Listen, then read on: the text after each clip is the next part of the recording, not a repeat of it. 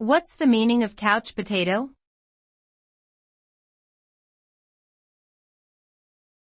Couch potato.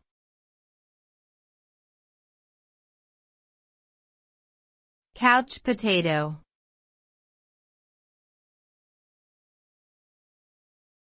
Couch potato.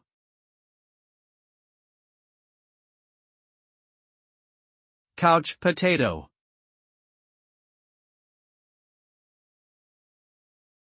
Couch potato is a term used to describe someone who spends most of their time sitting or lying down on a couch, watching television or using electronic devices, instead of being physically active. This sedentary lifestyle can lead to a variety of negative health consequences, including obesity, heart disease, and diabetes. Additionally, it can have a detrimental effect on one's mental health, leading to feelings of isolation and depression. In short, being a couch potato can have serious consequences for both physical and mental well-being.